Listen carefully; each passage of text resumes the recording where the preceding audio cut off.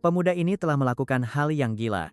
Dengan mempertaruhkan segalanya demi menyelamatkan nyawa adik perempuan kecilnya. Dan ajaibnya, dia sama sekali tidak berubah menjadi iblis haus darah seperti yang dibayangkan orang-orang. Sebaliknya, sebuah kekuatan mutan tingkat dewa justru bangkit dari dalam aliran darahnya. Kini, nyawa para monster justru menjadi tangga baginya untuk berevolusi menuju kekuatan tak terbatas. Dan tujuan utamanya adalah untuk mengalahkan bos terakhir level SSS agar bisa menjadi sang penguasa tertinggi.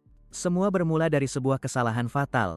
Ketika sebuah tim arkeologi tanpa sengaja merusak segel 1000 tahun dan membuka gerbang neraka bagi umat manusia, kabut mengerikan berwarna darah mulai menyebar, menelan setiap kota yang dilewatinya. Siapapun yang tidak sengaja menghirup gas beracun ini akan kehilangan akal sehatnya.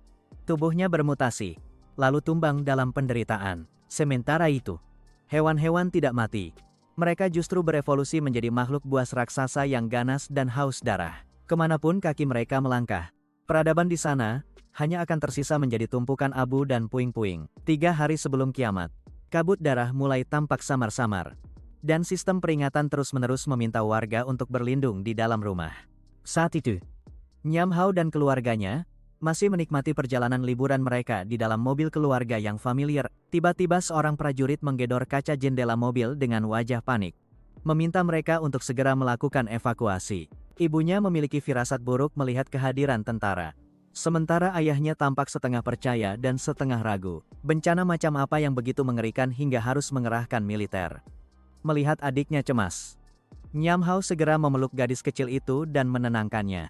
Meski begitu, dirinya sendiri juga merasakan firasat aneh yang menyesakkan dada menyelimuti udara di sekitar mereka. Makhluk apa sebenarnya itu? Sampai membuat angkatan bersenjata harus bertindak darurat seperti ini. Tiba-tiba, terdengar suara ledakan yang memekakkan telinga. Sebuah mobil lain meluncur dari atas langit dan jatuh tepat di atap mobil keluarganya. Secara refleks, Nyam Hao langsung melompat untuk melindungi adik perempuannya.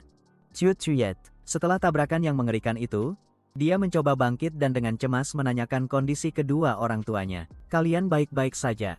Kan cepat katakan sesuatu padaku. Sialnya, kaki ayahnya terjepit oleh struktur mobil yang ringsek, membuatnya sama sekali tidak bisa bergerak. Saat itu Yuka, sebuah suara yang menggetarkan tanah terdengar, membuat seluruh keluarga menoleh ngeri ke arah sumber suara. Seekor monster buas setinggi gedung sedang membantai satu pasukan tentara. Nam Hao berteriak kaget. Makhluk apa-apaan itu? Menyadari dewa kematian semakin dekat, sang ayah dengan putus asa berteriak, menyuruh anak-anaknya untuk segera pergi dari sana. Nyam Hao menggunakan seluruh kekuatannya untuk mendobrak pintu mobil dan membuat jalan keluar. Namun, pintu di sisi orang tuanya tertimpa mobil lain dan macet total. Ibunya berkata dengan suara tercekat, "Nak, bawa adikmu pergi. Jangan khawatirkan ayah dan ibu." Jeritan memilukan terdengar tidak jauh dari sana. Seekor monster buas sedang menyerang seorang pria yang tidak berdaya. Sang ibu menggenggam erat tangan putranya, mendesaknya dengan berlinang air mata. "Cepat pergi, Nak." Akan tetapi, sang ibu hanya sempat menyisipkan sepotong roti terakhir ke tangan putranya. Seolah itu adalah pesan terakhir yang tak terucap. Sebuah benda raksasa jatuh dari atas. Tekanan yang luar biasa, dahsyatnya membuat Nyam Hao dan Tio Tuyet terlempar jauh. Itu adalah monster buas yang tadi. Wujudnya menyerupai serigala yang dikuliti, memperlihatkan seluruh tulang punggung dan tulang rusuknya yang telanjang. Menyaksikan kedua orang tuanya hancur lebur, sang adik perempuan kecil itu hanya bisa meraung putus asa. Binatang jahat itu pun menoleh. Ia menyadari bahwa kedua kakak beradik itu masih hidup dan segera bersiap untuk perburuan baru. Nyam Hao dengan sigap menarik tangan adiknya, dan mereka berdua pun lari tunggang langgang ke depan. Di sepanjang jalan, pemandangan kehancuran seperti neraka di bumi terhampar di depan mata. Langit dipenuhi oleh ratusan monster terbang. Mereka dengan mudahnya mencabik-cabik pesawat tempur, mengubahnya menjadi bola-bola api yang berjatuhan ke tanah. Sementara itu di bawah, monster-monster lain sedang membuka perburuan berdarah terhadap para penyintas. Kabut merah yang aneh telah mengubah segalanya, menyebabkan semua makhluk hidup menjadi gila dan haus darah. Sebenarnya apa yang telah terjadi pada dunia ini? Tanyanya, dalam hati dengan putus asa. Latar berpindah ke sebuah supermarket, di mana sekawanan serigala mutan telah mencium bau manusia dan sedang mendekat. Kedua kakak beradik itu bergegas bersembunyi di balik deretan rak. Nyam Hao membekap mulut adiknya dengan erat. Dia takut adiknya akan berteriak panik dan menarik perhatian gerombolan monster di luar sana. Setelah beberapa saat menahan napas, dia dengan hati-hati mengamati sekitar dan menilai situasi. Ketika dia memastikan para monster telah pergi, barulah dia berani melepaskan tangannya dan menghela napas lega. Akan tetapi, wajah Tio Tuyet tiba-tiba menunjukkan guratan-guratan merah yang aneh. Rasa sakit yang luar biasa membuatnya memegangi kepalanya. Dia bertanya dengan cemas. Tio Tuyet, kamu tidak apa-apa kakak? Aku merasa sangat tidak nyaman melihat kecermin pecah di dekatnya. Dia ngeri menyadari bahwa dirinya juga memiliki tanda-tanda yang serupa. Dia langsung mengerti. Ini adalah efek samping dari menghirup kabut mematikan itu. Tanpa ragu sedikit pun, dia segera mengambil handuk, membasahinya dengan air, lalu memberikannya kepada adiknya. Cepat pakai ini untuk menutup hidungmu. Jangan sampai menghirup kabut itu lagi. Cepat. Pada saat yang sama, guratan merah di wajahnya juga mulai menyebar dengan kecepatan yang sangat tinggi. Rasa sakit yang luar biasa seakan ingin merobek tubuhnya membuatnya jatuh tersungkur. Sakit sekali. Ada sesuatu yang mencoba keluar dari dalam tubuhku. Ketika rasa sakit mereda dan guratan itu menghilang, adiknya melihat sang kakak gemetar dan bertanya, "Kakak baik-baik saya?" Tiba-tiba, seekor monster ternyata telah menemukan mereka entah sejak kapan dan diam-diam mendekat. Kedua kakak beradik itu masih pusing karena rasa sakit tadi sehingga tidak menyadari bahwa maut sudah ada tepat di belakang mereka. Baru ketika wajah mengerikan dengan deretan gigi bergerigi muncul, mereka menyadari situasi genting yang mengancam nyawa. Nyam Hao menggenggam erat tangan Tio Tuyet, sekali lagi menarik adiknya untuk berlari dari kejaran maut. Namun, baru saja lolos dari serigala di supermarket, mereka justru berhadapan dengan musuh yang jauh lebih buruk. Di hadapan mereka sekarang, ada monster raksasa lain yang sudah menunggu entah sejak kapan. Menoleh belakang. Monster dari dalam supermarket juga sudah berhasil menyusul. Kali ini benar-benar tidak ada jalan keluar lagi. Tio Tuyet menangis ketakutan. Kakak, apa yang harus kita lakukan sekarang? Sang kakak hanya bisa memeluk erat adiknya untuk menenangkannya. Tepat pada saat itu, seekor monster burung raksasa dari langit mengaum dengan suara yang merobek angkasa. Seketika, monster-monster buas lainnya serentak mengepung kedua kakak beradik itu, membentuk lingkaran yang tak mungkin ditembus. Monster komandan ini jelas merupakan individu terkuat yang pernah mereka temui sejauh ini. Apakah hidup kami berdua akan berakhir di tempat antah berantah seperti ini? Untungnya, dia menemukan celah sempit di antara kepungan itu. Tanpa berpikir panjang, dia menarik tangan adiknya dan menerobos masuk. Namun takdir seolah mempermainkan mereka. Di dalam satu-satunya jalan keluar itu, ternyata ada monster lain yang sedang menunggu. Dia menyambar sebatang kayu di dekatnya untuk dijadikan senjata, bersiap untuk pertarungan yang tidak seimbang. Namun, perlawanan lemahnya tidak ada bedanya dengan membenturkan telur ke batu. Batang kayu itu hancur berkeping-keping di hadapan rahang bajanya. Monster itu menerjang dengan ganas, membuka lebar mulutnya yang berlumuran darah dengan niat menelan mangsa kecilnya. Untungnya, Nyam Hao berhasil menahannya tepat waktu. Tetapi kekuatan monster itu tetap membuatnya terlempar dan membentur dinding dengan keras. Di saat genting antara hidup dan mati, sebuah anak panah tiba-tiba melesat, menancap tepat di mata monster itu. Tio Tuyet telah menggunakan sebuah busur panah mainan untuk menyelamatkan kakaknya. Dan tindakan ini sukses memancing amarah binatang buas itu, karena dilukai oleh mangsa yang lemah. Monster itu mengaum marah dan mengalihkan targetnya ke arah Tio Tuyet. Dia berteriak keras, "Lari Tio Tuyet, jangan menoleh ke belakang." Gadis kecil itu pun melempar busur panahnya lalu berlari sekuat tenaga. Guratan merah sekali lagi muncul, menyebar ke seluruh tubuhnya. Rasa sakit membuatnya menggeliat dan bahkan batuk darah. Dia berusaha berpegangan pada dinding yang retak agar bisa tetap berdiri. Lalu berkata dengan putus asa, "Kenapa? Kenapa harus sekarang?" Saat melihat monster buas itu hampir menerkam adiknya, sebuah perubahan terjadi dalam dirinya.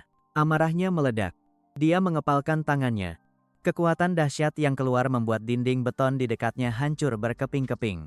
Aliran kekuatan tak kasat mata melemparkan pecahan dinding yang menimpa monster itu, membuatnya melolong kesakitan. Kedua matanya kini memerah seperti darah.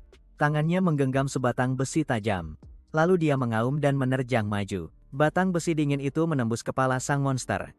Cairan merah kental pun muncrat kemana-mana. Setiap kali dia mengaum, batang besi itu ditusukkan lebih dalam lagi, menciptakan luka-luka fatal yang tak mungkin disembuhkan. Tio Tuyet ketakutan melihat kakak laki-lakinya yang lembut tiba-tiba berubah menjadi iblis. Dia pun segera berlari dan memeluknya erat. Hentikan.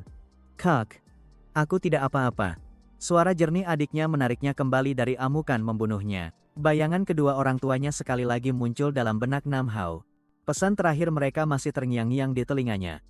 Hao Kesyu, kau harus menjaga Tio Tuyet baik-baik. Dia menatap adik kesayangannya dalam diam. Dua baris air mata hangat tanpa sadar mengalir di pipinya. Maafkan kakak sudah membuatmu takut. Sekarang kakak sudah benar-benar baik-baik saja. Namun, kata-kata penghiburannya belum selesai diucapkan. Seekor monster buas lain sudah menerjang. Mulut raksasanya terbuka lebar hendak menelan mereka berdua. Dalam sekejap, dia secara refleks memeluk Tio Tuyet dengan erat lalu berguling ke samping untuk menghindari serangan itu. Monster itu tidak menyerah. Ia terus mengubah arah, dan bersiap untuk melancarkan serangan berikutnya. Tangannya menggenggam erat batang besi. Dia menggeram. Dasar binatang buas. Menjauh dari adik perempuanku. Ayunan tongkat yang membawa seluruh kekuatannya menghantam kepala monster itu dengan pukulan telak. Dampak benturan yang mengerikan itu melemparkan tubuh monster itu jauh. Menabrak dinding di dekatnya. Dinding itu pun langsung runtuh dalam kepulan debu tebal yang menutupi pandangan. Dia dengan cepat menoleh ke arah Tio Tuyet. Dengan nada suara yang tidak menerima bantahan. Dia berkata dengan tegas, "Kamu bersembunyi di sini baik-baik. Kakak akan memancing monster pemimpin itu ke tempat lain untuk melindungimu." Tio Tuyet memeluknya dengan ketakutan. Suaranya bergetar.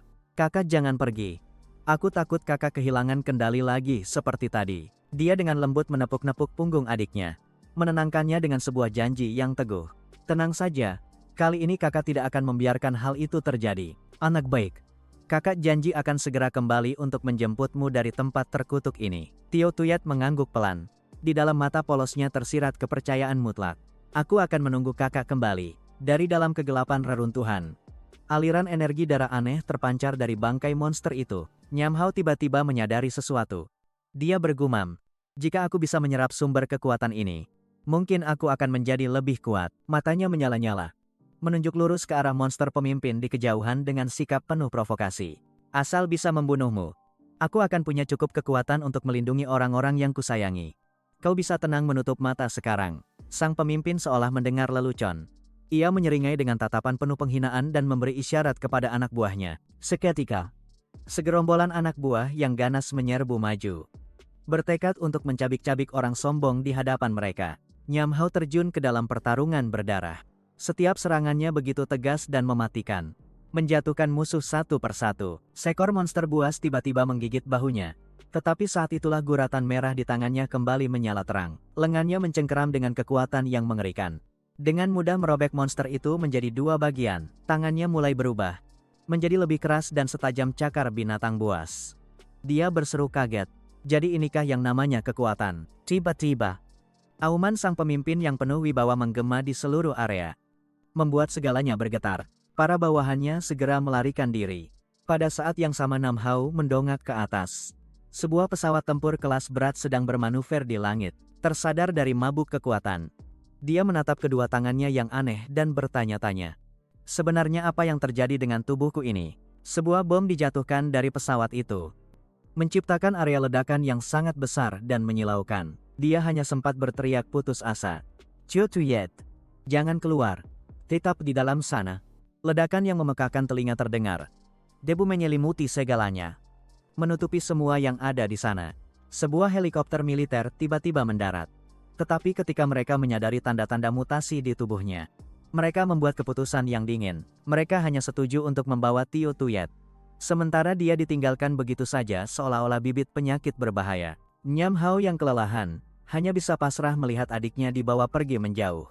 Sebelum akhirnya pingsan tak sadarkan diri. Setengah tahun berlalu, dia masih hidup dalam penderitaan dan trauma dari hari itu. Mimpi buruk tentang Tio Tuyet yang ditelan oleh api peperangan sekali lagi menyiksanya. Dia terlonjak dari tempat tidur. Napasnya terengah-engah dan keringat membasahi tubuhnya setelah mimpi mengerikan itu. Nyung Hao menggela napas. "Mimpi itu lagi. Tio Tuyet, di mana sebenarnya kau sekarang?" Dia mengambil senapan serbu di sampingnya. Melanjutkan perjalanan pencariannya yang seolah tak berujung. Sejak hari naas itu, dia telah menyisir hampir setiap kamp pengungsian di seluruh negeri. Tetapi hasilnya masih nihil. Adik perempuan kecilnya seolah-olah telah lenyap dari dunia ini tanpa meninggalkan jejak sedikit pun. Untuk mendapatkan informasi, Dia memutuskan untuk bergabung dengan pasukan patroli perbatasan tingkat rendah. Menjadi seorang prajurit rendahan. Karena di zaman yang kacau ini, hanya militer yang memiliki sumber daya yang cukup untuk mengumpulkan informasi dan bergerak dengan bebas. Saat ini, dia ditempatkan di pos perbatasan Akisi, di mana kabut merah masih menyelimuti dengan pekat seperti sebuah kutukan. Dia berlari ke hadapan seorang pria tegap, yang merupakan Kapten Ko Tuan. Dengan terengah-engah dia melapor. "Meo Kapten, saya datang untuk giliran jaga." Seorang rekan di sebelahnya menghela napas bosan. "Dasar prajurit baru tak berguna ini lagi." Seketika itu Yuha, Kapten Ko Tuan menendang bokongnya, untuk menghindari tendangan maut lainnya. Dia bergegas lari ke pos siaga. Tetapi sang kapten masih berteriak cemas dari belakang. "Nam Hao, nanti akan ada orang penting datang. Kalau kau berani buat masalah, aku habisi kau." Berdiri di atas pos jaga yang tinggi, dia menatap reruntuhan kota yang dulunya sangat ramai itu dengan perasaan sedih. Sejak setengah tahun yang lalu, kabut merah telah mengubah sebagian besar kota besar menjadi neraka dunia. Tempat tinggal para monster buas yang haus darah. Dia menggertakkan giginya saat mengingat musuh lamanya. Makhluk itulah yang menyebabkan dia dan adiknya terpisah. "Aku tidak tahu kau masih hidup atau tidak, tapi aku pasti akan menemukanmu." Di sudut lain, Kapten Ko Tuan sedang merokok sambil mengobrol dengan beberapa rekan lainnya. "Tugas jaga kita ini sebenarnya hanya formalitas. Karena di luar perbatasan sudah ada pasukan khusus elit yang menanganinya." Mendengar itu, dua prajurit di sampingnya langsung menimpali. "Benar sekali. Dengan reputasi pasukan khusus seperti itu, mana mungkin mereka bisa gagal?" Saat itu, Nyam Hao berdiri sendirian di pos jaga, berpikir dalam hati. "Aku benar-benar benci bau dari kabut merah ini." Tiba-tiba, kabut di hadapannya mulai beriak lalu perlahan menghilang dengan kecepatan yang bisa dilihat oleh mata telanjang. Situasinya tidak baik. "Pasti ada sesuatu yang sangat besar sedang bergerak ke arah kita," teriak seorang prajurit. "Kapten, sepertinya ada yang tidak beres. Coba lihat ke seberang sana, apa yang sedang terjadi." Kapten Ko Tuan segera berdiri. "Ini aneh. Sejak kapan kabut merah sudah menyebar sampai sedekat ini?" Dari dalam kabut, dua anggota pasukan khusus berlari, tunggang langgang dengan panik ke arah mereka. Ko Tuan bertanya dengan keras. "Komandan, ada apa?" Tetapi mereka hanya sempat berteriak. "Mundur sekarang sebelum sesuatu menyambar dari dalam kabut." Menyadari musuh bisa mengalahkan pasukan khusus hanya dengan satu serangan, Ko Tuan segera menggunakan radio komunikasi untuk memerintahkan seluruh tim mundur. Namun, dia sendiri tidak sempat melarikan diri. Sebuah cakar raksasa telah mencengkeram kerah bajunya dan mengangkatnya ke udara, menoleh ke belakang dengan putus asa. Dia melihat seekor kadal mutan raksasa sedang menatapnya. Sang kapten hanya bisa berkata, "Kali ini tamatlah riwayatku." Dari atas, Nyam Hao mendengar teriakan panik semua orang. Suara minta tolong menggema di mana-mana. Tanpa ragu sedikit pun, dia melompat langsung dari pos jaga, menerobos ke tengah-tengah gerombolan monster buas yang ganas. Hanya dalam beberapa jurus, beberapa monster berhasil dia kalahkan dengan mudah. Nyam Hao mengaktifkan kekuatan mutannya. Kedua tangannya berubah menjadi cakar tajam dan matanya bersinar merah mematikan. Seekor monster buas di dekatnya mengaum marah melihat temannya terbunuh.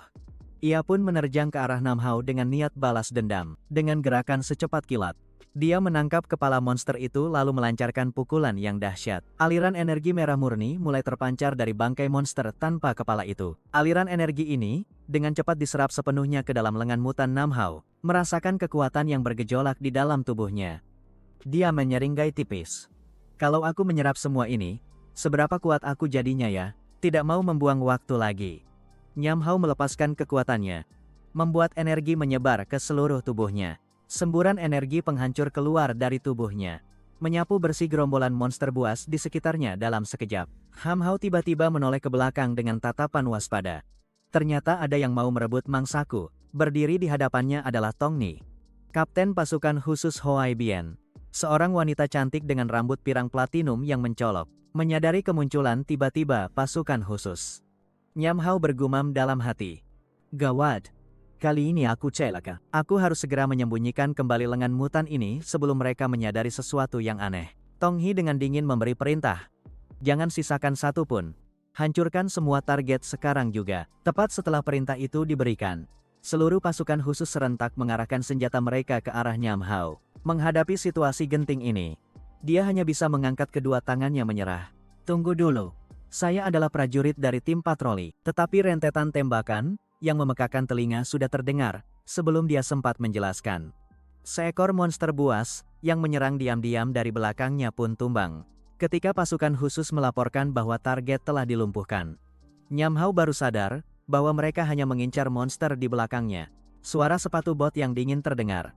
Semakin mendekat ke arah Nam Hao, Tong Ni mengarahkan moncong senjatanya ke arahnya dengan tatapan setajam silet. Di mana senjatamu? Prajurit rendahan dari tim patroli. Saat dia masih terdiam kaku, seorang anggota pasukan khusus lain melapor. Perintah untuk semua unit segera mundur dari garis depan. Di sebuah tenda komando, seorang prajurit berjaga dengan ketat.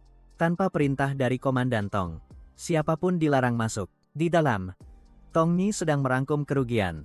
Distrik khusus A memakan 37 korban jiwa, termasuk 2 anggota pasukan khusus. Ini adalah laporan awal. Nam Hao mengangguk dengan lelah. Penal. Lalu apa alasan Anda menangkap saya, padahal saya juga seorang korban? Saat ini dia sedang diikat erat di sebuah kursi. Dengan 2 anggota pasukan khusus bertubuh besar berdiri mengapitnya. Tong Ni melanjutkan interogasinya. Kemarin sore, kau meninggalkan posmu selama lebih dari 2 jam. Dan tak lama setelah itu bencana kabut merah terjadi. Ham Hao diam-diam menghela napas lega karena rahasianya belum terbongkar. Tetapi dia juga tidak bisa mengaku kalau dia kabur untuk tidur. Jadi dia hanya menjawab terbata-bata. Saya hanya tidur sebentar. Seorang perwira di sebelahnya menyela. Lapor komandan. Orang ini sering datang terlambat. Tetapi kaptennya selalu mencari cara untuk menutupi kesalahannya. Nyam Hao langsung menatap pria itu dengan tajam. Kalau kau masih bicara sembarangan, besok akan kujadikan kau seorang Kasim. Tong Ni sedikit mengernyitkan dahi. Dia menyadari bahwa pasukan patroli perbatasan ini memiliki terlalu banyak masalah yang perlu ditertibkan. Sementara itu, di tempat lain, Kapten Ko Tuan tiba-tiba bazin. Seorang perwira bertanya dengan cemas. Tetapi dokter langsung menenangkannya. Tubuhnya benar-benar normal. Kembali ke tenda interogasi. Tong Ni melihat-lihat berkasnya. Kau baru saja menyelesaikan pelatihan dasar. Bagaimana caranya kau bisa selamat? Nyam Hao langsung membantah. Saya takut mati, jadi saya lari sangat cepat. Begitu saya melihat ada yang aneh dengan kabut, saya adalah orang pertama yang kabur. Pertanyaan ini menyentuh luka mendalam di hati Nyam Hao. Karena satu-satunya tujuannya adalah untuk menemukan kembali adik perempuannya. Cucuet. Selama setengah tahun terakhir, dia telah menggunakan segala cara untuk mencari informasi tentang zona aman yang masih tersisa bagi umat manusia. Sebagai seorang prajurit, tapi takut mati. Dan dengan sengaja meninggalkan pos. Kamu tahu apa konsekuensinya? Kan Tong Ni perlahan mendekatinya. Anda mau mengeksekusi saya dengan hukum militer? Nyam Hao menjawab dengan dingin tanpa rasa takut sedikit pun. Tong Ni tiba-tiba membungkuk. Berbisik di telinganya. Tangan mutanmu itu sebenarnya benda apa? Dan kenapa kau terus-menerus berbohong? Katakan, padaku apa tujuanmu sebenarnya bergabung dengan militer? Jangan berbelit-belit lagi. Nam Hao tetap memasang wajah tenang yang mengerikan. Sudah kuduga, dia ternyata sudah melihat semuanya. Tiba-tiba, terjadi guncangan hebat. Tong Ni mengira itu hanya gempa susulan. Tetapi Nyam Hao tahu lebih baik. Perasaan ini terlalu akrab. Segerombolan monster buas raksasa sedang mendekat. Dia melompat berdiri dan berteriak. Lari. Tong Ni menghira dia mencoba kabur. Seberkas listrik melintas di matanya. Dia menggunakan kekuatannya untuk membanting Nyam Hao ke tanah. Berani kabur di hadapanku. Kau benar-benar tidak memandangku sama sekali. Tanah di bawah kaki mereka mulai retak. Orang-orang di sekitarnya panik. Komandan, tolong tenangkan diri Anda. Tepat pada saat itu, tanah di sekitar mereka runtuh total. Berubah menjadi lubang raksasa yang tak berdasar. Setelah jatuh bebas yang mengerikan, segalanya diselimuti debu. Banyak orang masih belum pulih dari keterkejutan mereka. Nyam Hao dengan tenang menepuk-nepuk debu di tubuhnya. Sepertinya kita sudah jatuh langsung ke perut bumi. Tong Ni tetap menunjukkan ketenangan yang mengagumkan. Dia memerintahkan semua orang untuk menyalakan senter dan memeriksa keadaan sekitar. Perwira yang tadi masih menyimpan dendam pada Nyam Hao benar-benar pembawa sial. Di mana ada kau di situ pasti ada masalah. Ketika sorot cahaya dari senter menerangi ruangan, seluruh tim terdiam membisu. Di hadapan mereka terhampar sistem gua raksasa yang saling terhubung. Seorang prajurit berseru ketakutan. Ini adalah sarang monster buas. Tong Ni segera memberi perintah kepada seluruh tim. Semuanya harap tetap tenang, segera periksa kembali senjata dan amunisi. Pertahankan formasi tempur. Jangan sampai ada celah sedikit pun. Angin dingin dan lembab tiba-tiba berembus dari kedalaman gua. Dengan naluri seorang pemburu, Nyam Hao merasakan bahaya, dan segera memberikan peringatan. Ada angin. Perwira itu mendengar hal tersebut dan tampak gembira. Ada angin. Berarti ada jalan keluar. Kita harus segera memeriksanya. Perwira itu begitu gembira hingga tidak menyadari ada 3 pasang mata merah menyala yang menatapnya dari dalam kegelapan. Dia masih tidak lupa menoleh untuk menyindir Nyam Hao. Kau ini memang cuma jago lari saja. Saat itu Yuka, seekor monster 3 mata, tiba-tiba menerjang untuk menyerang. Tetapi ia berhasil dilumpuhkan oleh sambaran petir dari Tong Ni. Darah hijau pekatnya muncrat, nyaris mengenai area sensitif perwira tersebut. Prajurit itu menatap tanah yang terkikis oleh asam tepat di dekat selangkangannya. Menelan ludah. Syukurlah. Nyaris saja masa depanku sebagai pria tamat. Tong Ni melirik Nyam Hao dengan tatapan penuh arti. Sepertinya intuisimu sangat tajam terhadap bahaya. Nyam Hao hanya diam, berpikir dalam hati. Dia jelas sudah tahu rahasiaku. Sebenarnya apa rencananya? Tiba-tiba, suara-suara mengerikan mulai terdengar dari seluruh penjuru gua. Semakin lama semakin keras. Ratusan, bahkan ribuan kumbang lapis baja 3 mata serempak keluar dari celah-celah bebatuan dengan wajah yang sangat ganas. Hanya dalam sekejap, semua jalan di sekitar mereka telah diblokir. Kali ini kita benar-benar dalam masalah besar. Gerombolan kumbang lapis baja itu segera menyerang. Berebut untuk mencabik-cabik mangsa lezat di hadapan mereka. Jumlah mereka terlalu banyak. Perlawanan apapun saat ini tidak ada bedanya dengan menabur garam di lautan. Untungnya, mereka menemukan satu-satunya gua yang tidak ada kumbang lapis bajanya. Seluruh tim pun membuka jalan berdarah untuk melarikan diri ke sana. Setelah berhasil masuk ke dalam, Nyam Hao tiba-tiba merasa ada sesuatu yang tidak beres dan berhenti. Dia menoleh ke belakang dan menyadari sesuatu yang aneh. Gerombolan monster buas yang ganas itu ternyata tidak mengejar mereka masuk ke sini. Seluruh tim tidak punya pilihan lain.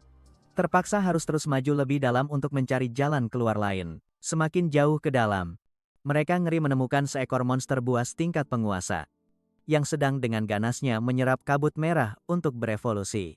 Mulut raksasanya yang penuh taring terbuka lebar. Sebuah bola energi kegelapan perlahan terbentuk di dalamnya. Dengan pengalamannya, Nyam Hao segera menyadari bahaya dan berteriak keras. Semuanya hati-hati dengan bola energi di mulutnya. Tong Ni memanfaatkan momen saat monster itu masih mengumpulkan kekuatan. Dia mengangkat senjatanya dan melepaskan tembakan petir yang dahsyat. Namun, monster itu juga baru saja selesai mengumpulkan energi dan menembakkan aliran kegelapan yang menghancurkan. 2 aliran kekuatan yang dahsyat itu saling bersilangan tipis tanpa bertabrakan. Hasilnya, monster buas penguasa itu terkena telak serangan petir Tong Ni dan mengaum kesakitan. Sementara itu, aliran energi kegelapan juga melesat lurus ke arahnya dengan kecepatan yang tidak mungkin dihindari. Untungnya, Nyam Hao sempat mengubah lengannya dan menahannya tepat di depan. Menangkis serangan mematikan itu, Tong Ni menatap lengan anehnya dengan kaget. Nyam Hao, lenganmu. Dia langsung memotong pembicaraan. Tunggu sampai kita selamat dari sini dulu. Setelah berkata demikian, Nyam Hao maju sendirian ke arah sang penguasa. Dengan semangat membara bersiap untuk pertarungan hidup dan mati. Melihat serangan petirnya yang dahsyat hanya meninggalkan goresan samar. Tong Ni diam-diam merasa ngeri. Apakah Nyam Hao punya kesempatan? Seolah merasakan kecemasan rekan-rekannya. Nyam Hao mengaum lalu langsung menerjang untuk menyerang bos itu. Dia dengan cepat menyadari bahwa serangan membabi butanya hampir tidak bisa menembus pertahanan monster itu. Lapis bajanya sangat keras. Jika itu monster buas biasa, pasti sudah tercabik-cabik menjadi ratusan keping. Pasti monster ini telah memangsa banyak sekali sesamanya untuk mendapatkan pertahanan dan kekuatan yang mengerikan seperti ini. Dan juga tubuh raksasanya yang begitu mendominasi ini. Benar-benar terlalu mengerikan. Monster buas itu mulai melakukan serangan balasan. Ia melancarkan pukulan yang membawa kekuatan ribuan kilogram. Pukulan itu mengguncang seluruh gua. Tetapi Nyam Hao dengan gesit berhasil menghindarinya dengan mudah. Dia menganalisis dalam hati. Sepertinya monster ini telah mengerahkan hampir seluruh energinya untuk memperkuat lapisan pertahanannya. Memikirkan hal ini, dia tertawa kecil. Ternyata hanya samsak raksasa yang bisa bergerak. Setelah itu, dia terlibat dalam pertarungan tanpa henti dengan monster buas itu. Membuat seluruh tim di belakangnya tercengang. Apakah itu si penakut Nyam Hao? Sebenarnya apa identitas aslinya? Seorang prajurit tidak bisa mempercayai matanya sendiri. Tong Ni segera mengarang penjelasan yang meyakinkan. Dia adalah senjata biologis rahasia pemerintah. Sebuah subjek percobaan yang diciptakan khusus untuk menghadapi monster buas tingkat tinggi seperti ini. Sebuah rahasia negara. Perwira itu masih ragu. Tetapi ketika dia menangkis serangan untukku, barulah aku bisa memastikan identitas istimewanya itu. Namun, penjelasan ini hanya bisa menipu para prajurit rendahan. Wakil perwira tidak mudah percaya begitu saja. Tongyi melanjutkan ceritanya. Dia telah melarikan diri dari laboratorium dan menyusup ke sini. Insiden kabut merah sebelumnya mungkin ada hubungannya dengan dia. Mari kita kembali ke pertarungan sengit antara Nyam Hao dan monster tingkat penguasa itu. Monster buas itu sekali lagi mengumpulkan energi di mulutnya, dan menembakkan aliran kekuatan penghancur lainnya. Nyam Hao sudah terlalu terbiasa dengan jurus ini, sehingga dengan mudah menghindarinya. Tetapi dia membuat kesalahan fatal. Dia benar-benar lupa bahwa di belakangnya masih ada rekan-rekan tim yang lemah. Setelah ledakan dahsyat, Kapten Tongni berkat refleksnya yang luar biasa berhasil menghindar tepat waktu. Seluruh tubuhnya diselimuti oleh aliran listrik, yang membantunya lolos dari ledakan dalam sekejap. Tetapi perwira yang banyak bicara tadi tidak seberuntung itu dalam situasi ini. Dia berhasil diselamatkan oleh wakil perwira. Tetapi harga yang harus dibayar adalah orang itu kehilangan satu kakinya. Wakil komandan dengan tenang menjawab, menukar satu kaki dengan satu nyawa. Menurutku ini adalah transaksi yang sangat menguntungkan. Aku bergabung dengan militer bukan hanya untuk membasmi monster buas, tetapi juga untuk melindungi sesama manusia. Aku tidak akan pernah meninggalkan siapapun. Kata-kata yang tegas dan penuh semangat itu membuat perwira tersebut sangat terharu. Setelah pertarungan sengit yang berlangsung lama, Nyam Hao perlahan-lahan mulai terdesak dan terlempar jauh. Energi di dalam tubuhnya saat ini sudah hampir habis. Bahkan untuk mempertahankan lengan mutannya pun menjadi sulit. Melihat monster yang berdiri kokoh di hadapannya, dia berpikir dalam hati, inikah kekuatan tingkat penguasa? Benar-benar sulit dilawan. Tepat di saat genting yang mempertaruhkan nyawa itu, semua orang menyaksikan dengan tegang. Ketika monster itu melancarkan serangan pamungkasnya, sebuah sambaran petir tiba-tiba menghantam kepalanya, membuatnya mundur kesakitan. Melihat percikan listrik yang masih menyambar-nyambar di sekitar luka monster raksasa di hadapannya, dia langsung sadar bahwa orang yang baru saja menyelamatkannya adalah Kapten Tongni. Dia berteriak keras, "Nam Hao, kau tidak boleh mati di sini. Aku masih punya banyak hal yang ingin kutanyakan padamu." Tiba-tiba, monster buas yang terluka itu tertawa mengerikan, memperlihatkan deretan giginya yang bergerigi menakutkan. Tongni melihat pemandangan itu. Firasat yang sangat buruk muncul di dalam hatinya. Benar saja, kabut merah dari segala penjuru mulai berkumpul ke arah monster buas penguasa itu. Ia menggunakan kabut ini untuk menyembuhkan semua luka di tubuhnya dengan cepat. Sepertinya ledakan kabut merah sebelumnya disebabkan oleh monster ini. Tidak diragukan lagi, dia bergegas lari ke arah Nam Hao. Kita harus segera mundur. Ini adalah saatnya dia memulihkan kekuatannya. Namun, Nyam Hao tetap bersikeras untuk berdiri. Sekali lagi mengaktifkan lengan mutannya. Dia menggeram. Hari ini dia harus mati di sini. Pemanggilan kabut merah olehnya juga membantuku memulihkan kekuatan. Saat ini dia sedang sibuk memulihkan diri sehingga tidak bisa bergerak. Ini adalah kesempatan emas bagi kita untuk menyerang. Aku sudah berkali-kali melewati gerbang neraka. Satu kali lagi pun tidak masalah. Melihat kegigihannya, Tong, ni pun saya setuju. Baiklah. Tapi kita hanya punya satu kesempatan. Dia berlutut dengan satu kaki. Seluruh kekuatan petirnya terkumpul di laras senapan. Aku akan membantumu menghancurkan lapisan baja di kepalanya. Dia menyipitkan mata melalui bidikan, memusatkan seluruh konsentrasinya untuk tembakan terkuat yang pernah ada. Ini adalah satu-satunya cara bagi kita untuk bisa menang, katanya sambil menarik pelatuk. Pada saat yang sama, Nyam Hao juga mengerahkan seluruh kekuatannya pada kakinya dan melesat seperti anak panah. Dia melompat tinggi ke udara, mendarat tepat di atas kepala monster raksasa itu. Bagus, lapisan baja di kepalanya sudah hancur. Dia memanfaatkan kesempatan itu, menggunakan lengan mutannya untuk menusuk langsung ke otaknya. Dia melancarkan serangan beruntun 49 pukulan, mengarah langsung ke bagian otak yang sudah kehilangan pelindungnya. Cairan hijau dari otaknya mulai mengalir deras seperti air mancur. Lapisan baja terkuat di atas kepalanya pun mulai retak. Tongyi terkejut melihat monster itu disiksa dengan brutal. Apakah kita benar-benar berhasil? Sebuah ledakan energi terakhir meledak dari kepala monster itu bersamaan dengan hujan cairan asam. Tekanan ledakan itu melemparkan Nyam Hao jauh. Energi yang terkuras habis, membuat lengan mutannya juga ikut lenyap. Dia jatuh pingsan ke tanah. Tongni bergegas berlari menghampirinya, bertanya dengan cemas, "Kau tidak apa-apa?" Saat itulah, Dia melihat sebuah foto jatuh dari dalam baju Nam Hao. Dia penasaran mengambil foto itu dan bertanya-tanya. Foto? Apa ini ya? Asyik melihat foto. Dia sama sekali tidak menyadari ada sebuah inti aneh yang perlahan masuk ke telapak tangannya. Pembuluh darahnya menonjol kuat seolah menolak. Pemandangan berganti. Nam Hao terbangun dan mendapati dirinya melayang di sebuah ruang aneh. Sebuah ruang tak terbatas. Hampa. Dan hanya kegelapan yang menyelimuti di mana-mana. Melayang di sampingnya saat ini adalah serangkaian kode genetik yang terus berubah bentuk. Dia mencoba merasakan sekelilingnya, tetapi sia-sia. Hanya ada kabut merah dan kode-kode genetik. Apakah aku sudah mati? Sebuah kode genetik khusus terus berkedip dengan cahaya merah muda. Dia bertanya-tanya, apa yang coba disampaikan benda ini? Tanpa sadar, dia menyadari ada benda asing yang menyatu dengan tubuhnya. Lebih tepatnya tepat di depan dadanya. Benda itu menancap dalam ke dagingnya.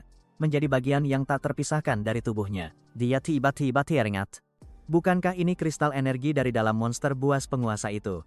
Kenapa ada di dadaku? Inti ini tiba-tiba memancarkan aliran energi aneh.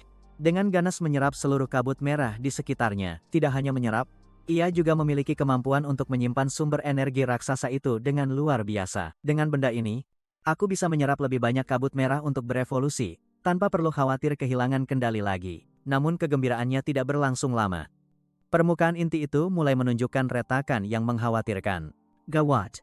Inti ini sudah mencapai batas penyimpanan energinya.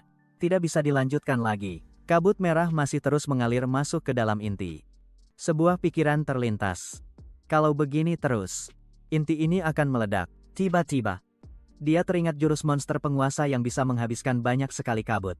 Jika aku bisa menyerapnya, pasti aku juga bisa menembakkannya keluar. Kembali ke dunia nyata. Di sebuah pangkalan militer yang dijaga ketat dan aman. Di ruang perawatan intensif, kabut merah tipis mulai terpancar dari tubuh Nam Hao. Dia tiba-tiba membuka matanya. Pupilnya merah menyala seperti bara api. Lalu duduk tegak di ranjang rumah sakit. Dia memusatkan seluruh energinya ke lengannya. Berpikir dalam hati. Harus berhasil. Kalau gagal, aku pasti akan mati. Tepat pada saat itu, pintu kamar rumah sakit tiba-tiba terbuka. Tong Ni masuk ke dalam ruangan, dengan wajah penuh kekhawatiran. Dia datang untuk memeriksa kondisi Nam Hao setelah pertarungan hidup dan mati barusan. Tetapi pemandangan di hadapannya membuatnya tercengang. Nam Hao sedang bersiap untuk menembakkan aliran energi penghancur ke arahnya. Mari kita putar kembali waktu beberapa menit sebelum kejadian ini terjadi. Seorang prajurit penjaga memberi hormat pada Tong Ni. Dia menjawab. Sebagai seorang prajurit, dia sudah memiliki kesadaran. Kau tidak perlu menyalahkan dirimu sendiri. Dia masuk ke kamar rumah sakit, di mana wakil komandan sedang memegang berkas Nam Hao. Dia bertanya, Kapten, ada apa ini? Tong Ni mengambil papan informasi itu. Menjawab dengan dingin. Masalah Nam Hao adalah rahasia negara tingkat tertinggi. Dia berbalik hendak pergi. Aku sudah meminta markas besar untuk memindahkanmu ke bagian logistik. Istirahatlah yang baik. Tepat saat dia hendak melangkah, wakil komandan itu berkata dari belakang. Saya akan melaporkan semuanya kepada ayah Anda. Kepala Tao Chong, Liem. Tong Ni berbalik marah dan membentaknya. Apa kau masih ingat siapa atasanmu? Kau dihukum kurungan. Tetap diam di kamar ini untukku. Tidak diizinkan pergi kemanapun. Mengatsi. Setelah selesai mengancam wakil komandan, Tong Ni bersama prajurit penjaga berjalan menuju kamar rumah sakit Nam Hao. Mereka telah berhenti di depan pintu kamar rumah sakit bernomor 314. Prajurit penjaga melapor. Lapor, Kapten. Kita sudah sampai. Dia memberi perintah, kau berjaga di luar. Tanpa perintahku, tidak ada yang boleh masuk. Begitu membuka pintu, dia langsung dihadapkan pada pemandangan yang mengerikan. Nam Hao sedang mengumpulkan bola energi raksasa. Dia tidak punya waktu untuk menjelaskan. Hanya sempat berteriak keras.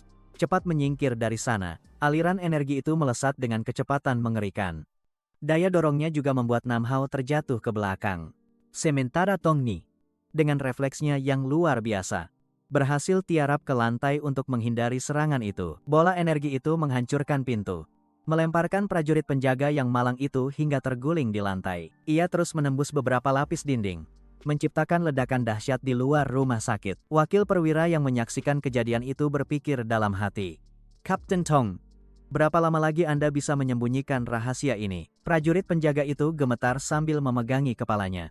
Bergumam, kenapa semua kesialan selalu menimpaku? Tong Ni terkejut.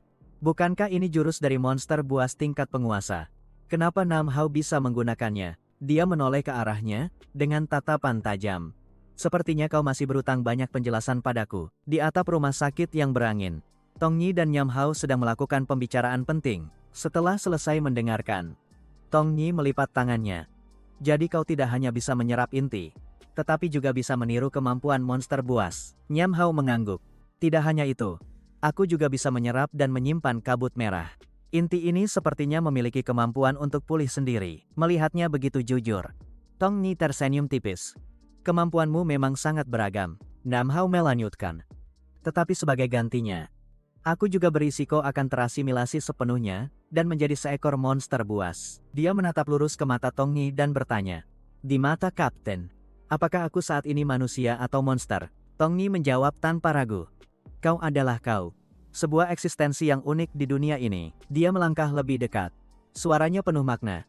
Tetapi kekuatanmu adalah senjata sekaligus bencana yang potensial. Dia mengangkat dua jarinya. Sekarang kau punya dua pilihan. Pertama, bergabung dengan timku. Menjadi prajurit cadangan. Kedua, dianggap sebagai ancaman. Seekor monster buas yang harus segera dimusnahkan. Nyam Hao sedikit terkejut dengan tawaran itu dan bertanya kembali. Dimusnahkan? Tong Yi mengangguk. Benar. Tetapi untuk melawan militer, kau masih belum cukup kuat untuk melawan. Bergabunglah dengan tim Satria Darahku. Ini sama sekali tidak akan merugikanmu. Nyam Hao menatapnya dengan tatapan penuh keraguan. Molekul berbahaya sepertiku, berani kau rekrut. Harganya pasti tidak murah. Tong Yi menatap lurus ke matanya. Dengan tatapan tulus. Benar. Karena sebuah alasan khusus. Aku benar-benar sangat membutuhkanmu. Dia mengambil foto itu lalu menunjukkannya di depan Nam Hao. Kau bisa menganggap ini sebagai transaksi yang adil. Melihat foto yang familiar itu, Nam Hao terkejut. Secara refleks merogoh saku bajunya yang kosong. Kenapa fotoku ada padamu? Tong Yi tersenyum penuh percaya diri. Jangan meremehkanku. Menyelidiki masa lalumu, semudah membalikkan telapak tangan. Jika kau Zetuyo, aku akan menggunakan jaringan intelijen tingkat tertinggi untuk membantumu mencari jejak adik perempuanmu di foto itu. Setelah berpikir sejenak, dia memutuskan untuk setuju. Mengulurkan tangannya sebagai tanda penerimaan transaksi ini, tetapi kemudian dia menggaruk kepalanya dengan licik. Kalau kau begitu membutuhkanku, menaikkan sedikit gaji mungkin tidak masalah. Kan, lagi pula, Proyuritren Dohon sepertiku. Hidup di zaman yang kacau ini juga tidak mudah. Seluruh gajiku yang sedikit sebelumnya sudah kuhabiskan untuk mencari adik perempuanku. Tong Yi puas karena tujuannya tercapai. Prajurit 2 Nyam Hao. Saya setujui Anda menjadi prajurit cadangan tim Satria Darah dengan gaji tertinggi. Mengingat lubang-lubang yang baru saja dibuatnya, Nyam Hao segera mencari cara untuk kabur. Siap laksanakan Kapten. Saya akan segera mengurus prosedurnya. Namun, Tong Yi berhasil memanggilnya kembali sebelum dia sempat melarikan diri dari tempat itu. Uang ganti rugi kerusakan sudah kubayarkan untukmu. Nanti akan dipotong dari gajimu. Mendengar itu, dia hanya bisa pergi dengan sedih. Melihat punggung Nyam Hao yang menjauh, dia teringat akan pamannya. Aku pasti akan menemukan cara untuk menyelamatkanmu, Paman. Karena dia percaya. Di dalam diri pemuda ini terdapat kunci untuk mengubah monster buas kembali menjadi manusia. Di kota Batu Merah, sebuah mobil militer sedang memasuki area markas tim patroli. Nyam Hao bersama perwira yang dulu turun dari mobil, bersiap untuk prosedur pendaftaran yang diperlukan. Dia dengan percaya diri menepuk dadanya. Kapten Tong dan Wakil Komandan sangat menghargai kemampuanku. Meskipun hanya bergabung dengan bagian logistik, aku percaya kita bisa saling mendukung di masa depan. Nyam Hao mengingat kembali masa-masa bekerja bersama. Tetapi dia sama sekali tidak bisa mengingat nama orang ini. Perwira itu tiba-tiba melambaikan tangan ke belakangnya. Itu Kapten Ko. Sepertinya dia baik-baik saja. Nyam Hao berbalik dan melihat Kapten Ko Tuan sedang dikelilingi dan diintimidasi oleh sekelompok orang. Orang itu adalah Truong Tui, Kapten tim pertahanan kota, sekaligus musuh lama Ko Tuan, sedang berada di sana. Ko Tua, kau sekarang terlihat menyedihkan seperti anjing kehilangan tuannya. Kau datang ke sini untuk mengemis uang kompensasi untuk anak buahmu. Ya, melihat pemandangan yang tidak mengenakan itu, perwira bawahannya tidak bisa menahan diri dan langsung menyerang. Tetapi dia dengan cepat ditahan oleh dua orang bertubuh besar. Hanya bisa berteriak tak berdaya. Brengsek, lepaskan kapten kami. Truong Tui meludah dengan penuh penghinaan. Berlutut dan jilat bersih lumpur di sepatuku. Dia menyeringai dengan keji lalu menunjuk ke arah perwira yang sedang ditahan. Kalau tidak, lengan bocah ini akan kupatahkan sekarang juga di depanmu. Menghadapi situasi yang sulit, Kapten Cho Tuan meskipun sangat marah, terpaksa harus menahan diri. Dia mengepalkan tangannya, bersiap untuk berlutut sesuai permintaan Truong Tui untuk melindungi bawahannya. Tetapi saat itu juga, Nam Hao melangkah maju untuk mencegahnya. Kapten Cho Tuan mengangkat kepalanya dengan terkejut. Nyam Hao tersenyum dengan tulus. Senyuman langka yang jarang dia tunjukkan. Dulu kalian sudah banyak membantuku. Kali ini biarkan aku yang membalas budi. Lalu dia berbalik menghadapi seluruh tim pertahanan. Hari ini ada Nam Hao di sini. Siapa yang berani menyentuh Kapten Cho, akan kuhancurkan tulangnya. Melihat seorang bocah ingusan berani menantang, mereka semua marah sampai wajahnya memucat. Mereka serempak menyerbu maju, bertekad untuk memberi pelajaran yang tak terlupakan kepada si sombong ini. Nyam Hao tetap berdiri di tempatnya, tanpa sedikit pun rasa gentar atau takut. Dia dengan ringan melancarkan satu tendangan, menjatuhkan orang pertama dengan mudah dan cepat. Selanjutnya adalah pukulan petir ke orang kedua, membuatnya langsung tersungkur di tempat. Hanya dalam beberapa detik, dia telah mengalahkan seluruh gerombolan di hadapannya. 4 preman itu tergeletak di tanah. Masing-masing hanya terkena satu pukulan, tidak lebih. Salah satu dari mereka berteriak, "Kapten kompi kami adalah prajurit tingkat E. Kau pasti mati. Tidak bisa melawan dengan tangan kosong." Truong Tui langsung mengeluarkan pistolnya dan mengarahkannya lurus ke Nam Hao. Nyam Hao dengan mudah menghindari peluru itu, lalu tertawa menggeyek. "Terlalu lambat. Apa kau tahu cara menembak?" Dia menerjang maju, merebut pistol di tangan Truong Tui dan berkata, "Kecepatan menembakmu terlalu payah." Setelah berkata demikian, dia meremukan pistol itu dengan tangan kosong, membuat Truong Tui terenggangga ketakutan. Pecahan-pecahan pistol itu berjatuhan ke tanah. Ini baru 1% kekuatan Tong Ni, dipermalukan di depan anak buahnya. Truong Tui mengeluarkan pisau dan dengan membabi buta menerjang ke arah Nam Hao. Nyam Hao berdiri diam, dengan mudah menangkis serangan lemahnya dengan satu tangan.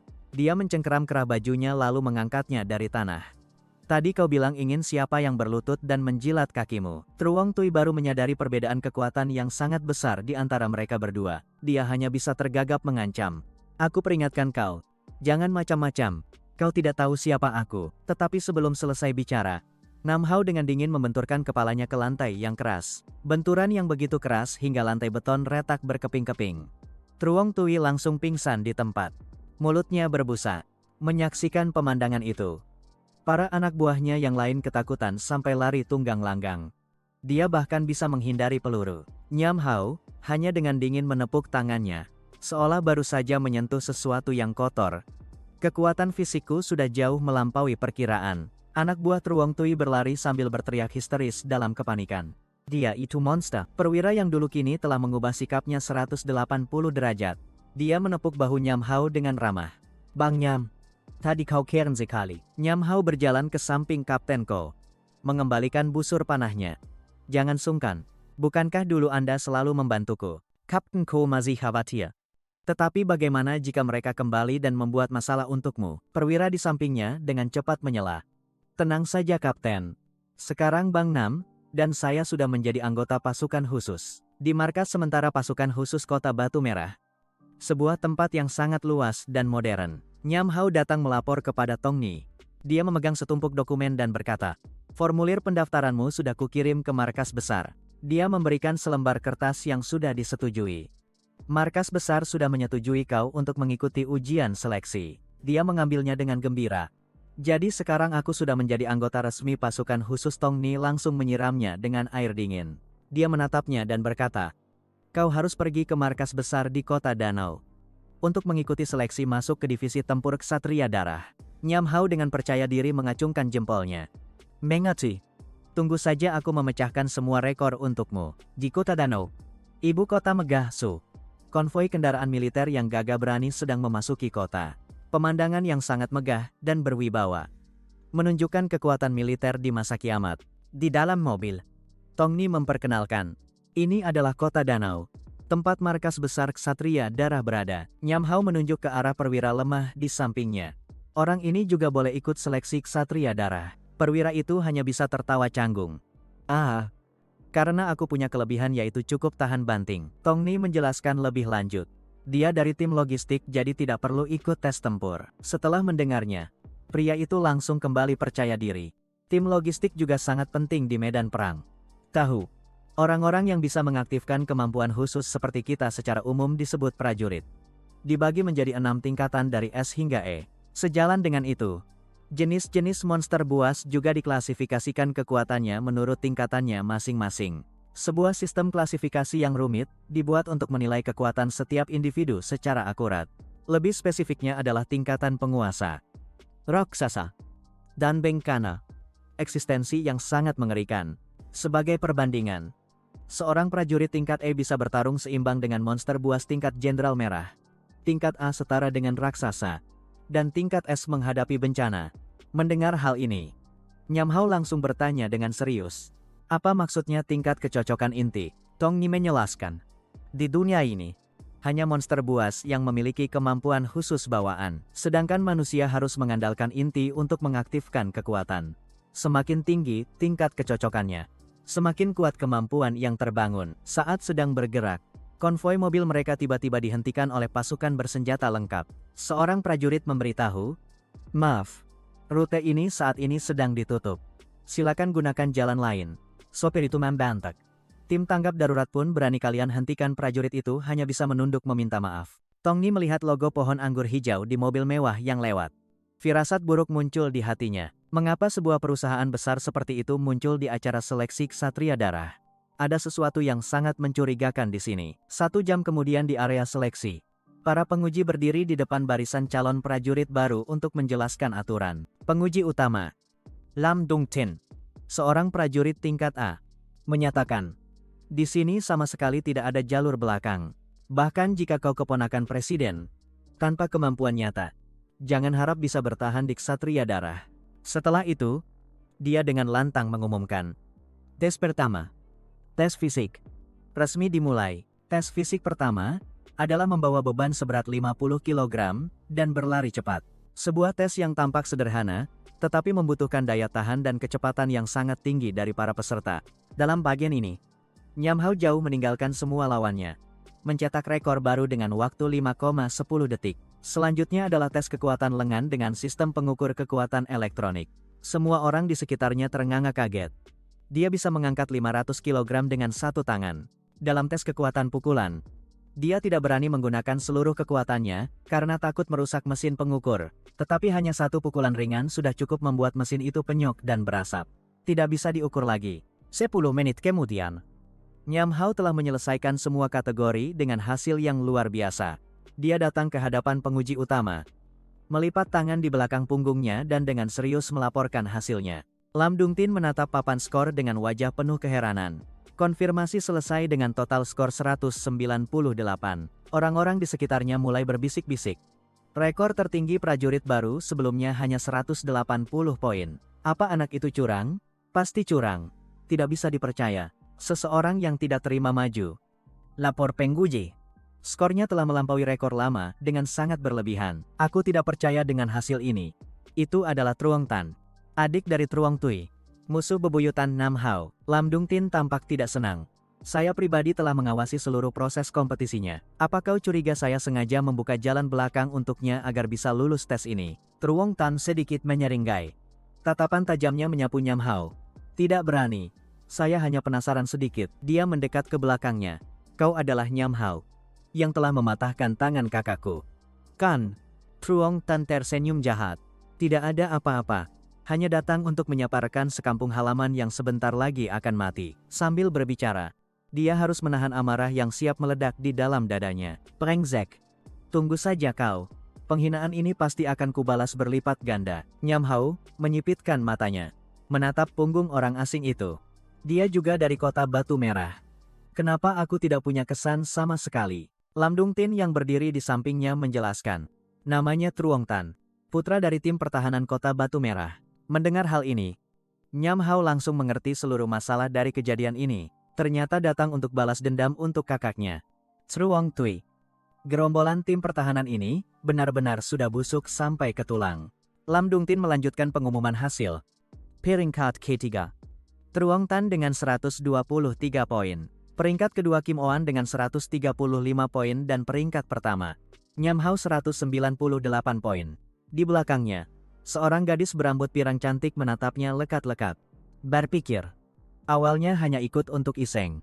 Tidak sangka bertemu dengan prajurit baru monster seperti ini. Menarik sekali. Aku harus menelitinya lebih lanjut. Lam Dungtin melanjutkan. Tes selanjutnya adalah tingkat kecocokan inti. Di ruang pribadi. Truong Tan sedang menghubungi seseorang yang disembunyikan dengan logo pohon anggur hijau. Suara di seberang terdengar mengejek. Kalau bukan karena kakakmu menjadi anjing kami. Kau pikir kau punya kualifikasi untuk berada di sini. Suara lain terdengar dari belakang tablet dengan logo pohon anggur hijau. Sudah cukup. Jangan banyak bicara lagi. Setelah panggilan berakhir, dia mengepalkan tangannya. Demi utang darah kakakku, aku harus bisa masuk ke Satria Darah. Di ruang uji coba inti, 15 peserta terbaik berdiri tegap menunggu. Lam Dungtin mengumumkan. Tes kali ini sangat sederhana. Kalian hanya perlu memakai pelindung lengan ini. Kami akan memeriksa tingkat kecocokan kalian dengan inti. Siapapun yang di bawah 40% akan langsung dieliminasi. Bagi yang belum tahu, aku akan menjelaskan secara singkat tentang inti kepada kalian. Hanya monster buas di atas tingkat Jenderal Merah yang bisa menghasilkan inti. Semakin kuat monster, semakin tinggi kualitas intinya. Setiap dari kalian akan memiliki tingkat kecocokan yang berbeda terhadap berbagai jenis inti. Dari situ kalian bisa membangkitkan bakat terpendam di dalam tubuh dengan 3 sistem kekuatan utama, yaitu elemen, penguatan, dan pendukung. Pelindung lengan ini hanya jenis tingkat terendah. Digunakan untuk memeriksa tingkat kecocokan saja.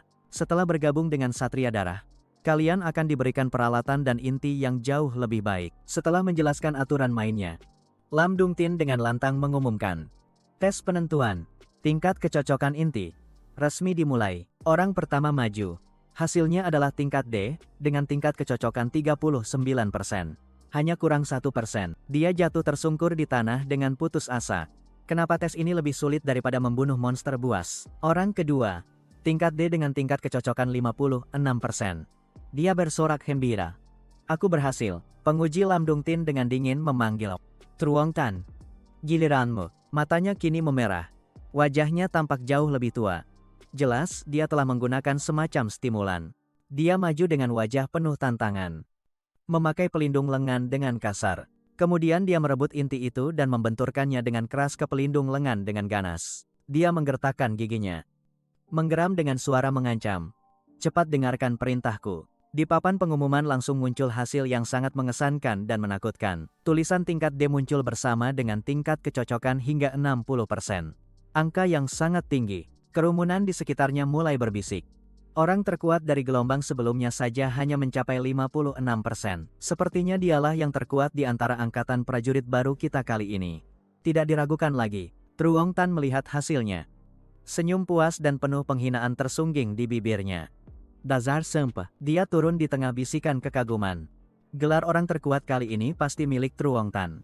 Dari belakang, Kim Oan mendekati Nam Hao. Kau juga dari kota Batu Merah, aku belum pernah mendengar tentangmu. Fluktuasi anomali konsentrasi kabut merah di Batu Merah beberapa hari yang lalu. Mungkinkah ada hubungannya denganmu? Mendengar kata intelijen, Nam Hao langsung berkeringat dingin. Mencoba menghindar. Apa yang kau bicarakan? Aku tidak mengerti. Dia tiba-tiba sadar bisa memanfaatkan hubungan gadis ini untuk mencari informasi. Jadi, Nona serba tahu. Bisakah aku meminta bantuanmu untuk mencari informasi tentang seseorang? Kim Oan dengan licik mengedipkan mata menantang. Tentu saja bisa, tapi tentu ada syaratnya. Dia menunjuk ke arah mesin pengukur. Asal prestasimu melebihi aku, apapun yang ingin kau ketahui, akan kubantu tanpa syarat. Saat itu Yuha, penguji Lam Dungtin kembali memanggil. Selanjutnya, Kim Oan. Dia bergegas maju, melambaikan tangannya dengan energik dan percaya diri. Aku datang, berdiri di depan mesin pengukur. Kim Oan berkacak pinggang dan menyatakan, semua lihat baik-baik. Rekor Truong Tan akan kupecahkan. Nam Hao di bawah tidak bisa menahan rasa penasaran. Apa dia benar-benar sekuat itu? Kim Oan dengan cepat memakai pelindung lengan dengan mahir dan profesional. Dia memegang inti di tangannya, lalu memutarnya beberapa kali dengan artistik dan indah. Lalu dia memasangnya ke pelindung lengan dengan gaya seperti superhero yang sedang berubah wujud. Senyum percaya dirinya tidak pernah pudar. Hasilnya muncul. Tingkat D dengan tingkat kecocokan, 78%. Kerumunan riuh. Ini belum pernah terjadi sebelumnya. Kim Oan mengacungkan jempolnya. Tersenyum cerah seperti seorang idola. Bagaimana? Dia turun. membuat bentuk V di depan Truong Tan. Lihat. Kan sudah kubilang aku akan memecahkan rekormu. Truong Tan mengepalkan tangannya. Berpikir dalam hati. Selain Nam Hao, aku juga tidak bisa melepaskan gadis ini. Penguji kembali mengumumkan. Yang terakhir. Nam Hao. Kim Oan menoleh menatapnya dengan menantang. Bagaimana? Apa kau merasa sedikit tertekan? Prajurit. Paru. Monster kami. Nam Hao melangkah maju. Satu tangan di saku celana. Satu tangan menunjuk ke atas. Kau lihat saja baik-baik. Memegang inti di tangannya. Dia berpikir.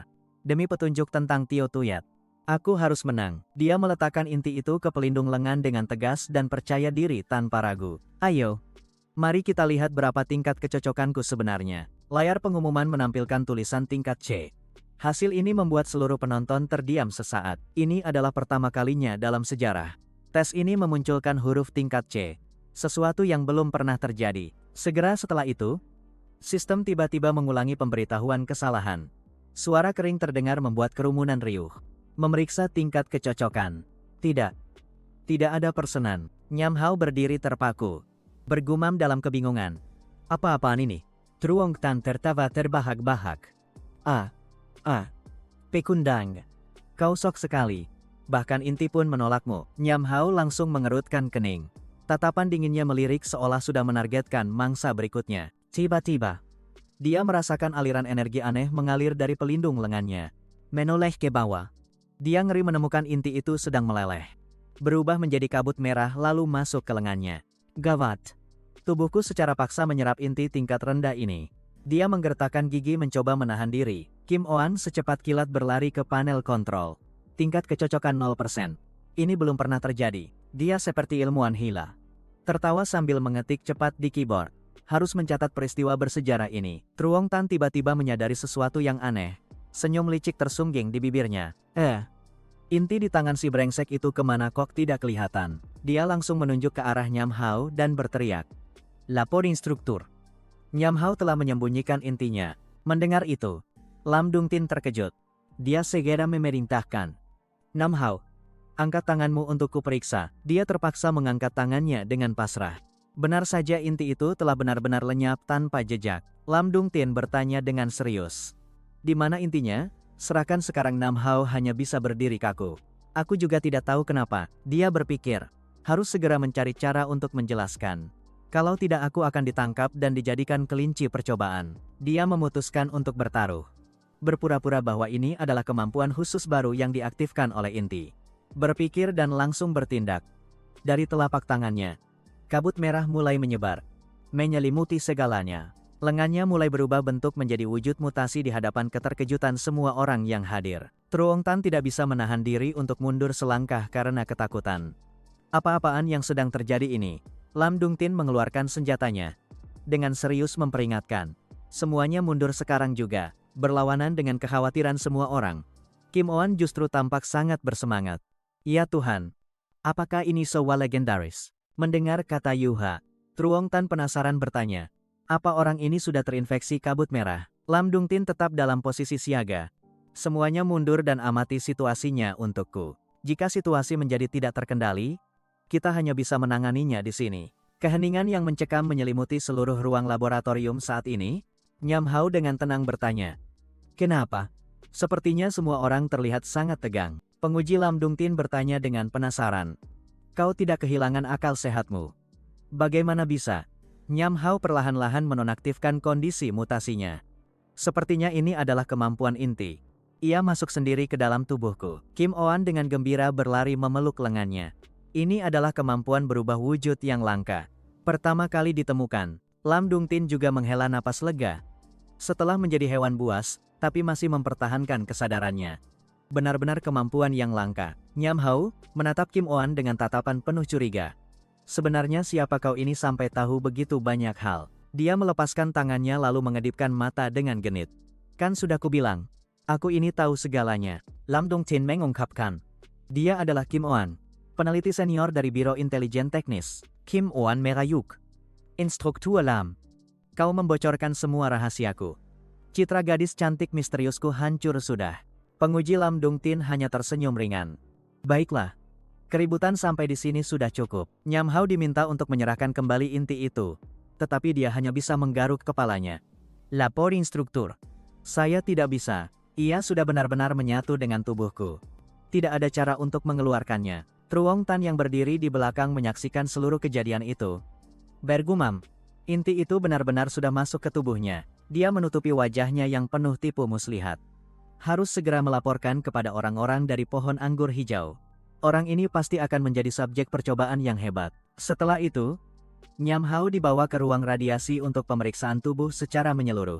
Para peneliti terkemuka sedang sibuk menganalisis indeks-indeks abnormalnya. Seseorang berseru, "Bagaimana bisa inti ada dan menyatu sepenuhnya dengan tubuh manusia?" Pria yang disebut Kepala Kim itu menatap layar dengan saksama dan tampak sangat tertarik. "Kepala Kim, apa pendapatmu tentang kasus ini? Layak untuk diteliti. Di dalam tubuhnya pasti tersembunyi banyak rahasia." Kepala Stau Chong Liam mesok. "Kepala Kim, bagaimana situasinya? Apa ada yang istimewa dengan tubuh anak ini?" Kim An-tan menyindir. "Kalian Satria Darah masih mempertahankan aturan kaku itu. Tidak cocok di atas 40% tidak diterima." Tong Liam, ayah Tong Nyi, melangkah maju. "Jangan bertele-tele. Langsung ke intinya saja." Kim An-tang menunjuk ke layar. "Perangkat ini dikembangkan bersama olehku dan pohon anggur hijau. Ini bukan 0%. Kim Oan dengan tidak sabar mendesak. "Ayah, cepat katakan. Sebenarnya apa yang istimewa dengan tubuhnya?" Kim An-tan tertawa seperti ilmuwan hila. Tingkat kecocokannya telah jauh melampaui batas maksimum 100%. Mendengar hal ini, Kepala Staf Tong Liem langsung menjadi lebih serius dari sebelumnya. Dia berbalik untuk pergi. "Dong Tin, cepat ikut aku sekarang." Dung Tin hanya sempat menjawab, "Siap." Di dalam pemindai, Nyam Hao merasakan inti itu berubah dari hitam menjadi merah menyala. Dia tersenyum puas. "Apakah ini karena aku telah menyerap inti itu? Aku telah merebut kemampuan khusus dari sang penguasa dan mengaktifkan inti di dalam tubuhku. Luar biasa. Semakin kuat monster buas. Semakin kuat aku setelah menyerapnya. Aku bisa berevolusi tanpa henti." Di markas besar Ksatria Darah, sebuah rapat darurat sedang berlangsung dengan partisipasi tokoh-tokoh penting. Tong Ni menanyai ayahnya, "Nyam Hao adalah orang yang kurekrut. Apa masalahnya jika dia bergabung dengan timku?" Tong Liem menjawab dengan dingin, "Letnan 1 Tong Ni, perhatikan pangkat dan cara bicaramu. Selain itu kau terlalu memperhatikan seorang prajurit baru tingkat C merah." Tong Ni mencoba membela diri. "Lapor Kepala Staf. Saya sudah berjanji akan memasukkannya ke dalam tim. Anda tidak bisa membuat saya menjadi seorang pembohong." Tong Liem dengan dingin melipat tangannya. Kredibilitas seorang prajurit adalah untuk negara, bukan untuk individu. Nyam Hao telah ditempatkan di tim Lam Dung Tin. Ini adalah keputusan final. Dia berbalik dengan tatapan tajam. "Apa kau mau berebut orang dengan bawahanmu? Kembali ke posisimu sekarang. Ini perintah." Tong Ni hanya bisa menunduk patuh. Tetapi di dalam hatinya dia sudah memutuskan. Sepertinya hanya tersisa cara menggunakan rencana B. Di ruang istirahat Ksatria Darah, Kim Oan berlari masuk dengan tergesa-gesa. "Nam Hao. Nam Hao. Ada berita panas. Sebuah sarang monster baru telah ditemukan. Kita para prajurit baru akan dikirim untuk menjelajah. Aku sudah meminta instruktur Lam agar kita satu tim." Informasi mendadak ini membuat Nam Hao sedikit terkejut dan heran. Kapten Dung Tin juga memberikan tugas. Tujuannya adalah untuk menyelidiki dan menilai tingkat bahaya. Meskipun hanya sarang tingkat rendah, jangan pernah meremehkannya. Kim Oan menepuk dadanya dengan percaya diri. "Mengumpulkan data adalah keahlianku. Kau tenang saja biar kakak yang melindungimu. Meskipun kakak hanya tingkat D, dan kau tingkat C." Konvoi dengan cepat berangkat. Melaju di jalan menuju sarang monster yang baru ditemukan. Di perjalanan, Kim Oan terus mengoceh tanpa henti seperti radio portabel. Gadis itu berbisik di telinganya. Sarang lebah ini memiliki jumlah lebah pekerja yang sangat banyak dan beberapa lebah prajurit. Sementara dia hanya bertanya-tanya. Hanya satu sarang lebah, tapi perlu sampai 3 mobil militer.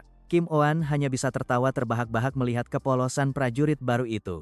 Mereka bukan lebah madu biasa. Sesampainya di sana, Nyam Hao mendongak, dan harus menelan ludah melihat pemandangan megah di hadapannya. Ternyata sarang lebah yang dikatakannya itu berukuran raksasa yang sangat menakutkan. Ajudan itu segera berteriak meminta semua orang untuk tetap di posisi mereka untuk bersiap menghadapi pertempuran. Dan ribuan lebah raksasa mulai keluar, menyerang konvoi mereka seperti badai. Semua orang berteriak panik. Itu adalah jarum baja penyengat. Kendaraan lapis baja kita tidak akan bisa menahannya. Nyam Hao menerima tantangan. Ini adalah kesempatan bagus untuk menguji kekuatan barunya. Dia menyalurkan kemampuan khususnya untuk melapisi seluruh pintu mobil, mengubahnya menjadi perisai. Pada saat yang sama, kedua lengannya telah sepenuhnya berubah ke kondisi mutan, siap untuk bertempur, dengan kecepatan secepat kilat. Dia melompat keluar, dan dengan mudah mencabik-cabik lebah yang datang menyerang. Sopir itu ketakutan. Tidak menyangka dia memiliki kemampuan yang begitu aneh. Kim Oh-an di sampingnya menjelaskan, sekarang dia bahkan bisa menyalurkan kemampuan khususnya untuk melapisi badan mobil. Benar-benar terlalu kuat. Gadis itu dengan bersemangat melanjutkan. Jadi dia bisa mengubah apa saja menjadi senjata. Harus mencatat data pertempurannya. Saat dia sedang bertarung, seberkas cahaya hijau tiba-tiba melesat dari kejauhan. Perisai pintu mobil yang kokoh itu pun dengan mudah ditembusnya tanpa ampun. Berbahaya. Aku harus mencari tahu dari mana itu ditembakkan baru bisa melanjutkan. Nyam Hao berbalik dan berteriak. Ada musuh yang bersembunyi dan menyerang. Semua orang cepat cari tempat berlindung. Mereka dengan cepat menemukan sebuah batu besar dan bersembunyi di baliknya untuk menyelamatkan nyawa. Sementara itu, seorang anggota lain ingin menggunakan penyembur api untuk membakar seluruh kawanan lebah. Namun dalam sekejap, sebuah jarum hijau lain melesat, menembak lurus ke tangki bahan bakar yang dipakainya. Setelah ledakan dahsyat, rekan setim yang malang itu langsung tewas di tempat. Nam Hao berteriak. Kim Oh-an. Dari mana datangnya duri-duri hijau itu? Dia memeriksa data lalu menjawab. Itu adalah ratu lebah tingkat anjing pemburu. Racunnya bisa menembus baju zirah tingkat C. Intelien salah. Ini bukan sarang tingkat rendah. Dia sejarah menyusun rencana. Aku akan menangani ratu lebah. Kalian bantu aku menahan lebah-lebah pekerja. Kim Oh-an segera melepaskan kemampuan khusus sistem anginnya, dengan kekuatan yang sangat mengesankan. Jurus tebasan badai melesat lurus ke depan, menciptakan tornado yang mengerikan. Hanya dalam sekejap, seluruh kawanan lebah telah diterbangkannya, membuka jalan bagi Nam Hao untuk maju. Di hadapannya sekarang adalah seekor ratu lebah raksasa. Mata merahnya seolah ingin mencabik-cabiknya. Nam Hao menggunakan kekuatannya untuk mengubah pintu mobil menjadi sebatang logam panjang yang tajam. Kemudian dia membentuknya menjadi sebuah tombak baja yang sangat tajam. Benar-benar seperti sihir. Dia menghentakkan satu kakinya ke tanah, membuat tanah di sekitarnya retak berkeping-keping. Dengan seluruh kekuatannya, dia melemparkan tombak itu ke arah ratu lebah dengan kecepatan yang mengerikan. Ujung tombak itu melesat seperti peluru meriam, menembus tubuh monster itu.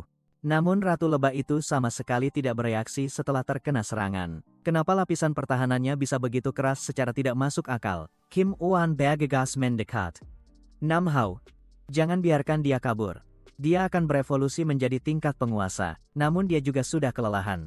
Jika tidak ada kabut merah untuk memulihkan, energinya akan habis seketika. Kim Oh-an mendekat, berkacak pinggang lalu menggoda. Kau terlihat seperti akan mati. Apa perlu nona ini memberimu napas buatan? Nyam Hao langsung duduk. Aku tidak tertarik dengan anak kecil. Kalimat ini membuat gadis itu marah. Dia memberinya sebatang coklat energi. Tetapi dia tidak merasa lapar, alias siu. Gadis itu dengan marah membuang coklat itu. Mereka memutuskan untuk melapor ke atasan untuk meminta bantuan. Setelah selesai mengukur konsentrasi kabut darah di dalam gua ratu lebah, Kim Oh-an memutuskan untuk masuk sendirian untuk menyelidiki lebih lanjut. Karena ratu lebah sedang terluka. Ini adalah kesempatan emas bagi mereka untuk mendapatkan jasa besar. Pada saat yang sama di markas besar, sebuah berita darurat telah dikirimkan kepada Tong Liem. Kapten Dung Tin mendengar berita itu dan sangat terkejut. Hatinya sangat cemas. Apa tingkat bahaya sarang lebah telah meningkat? Dan Nyam Hao serta Kim Oh-an nekat masuk ke dalam. Tong Lieng tua tetap tenang.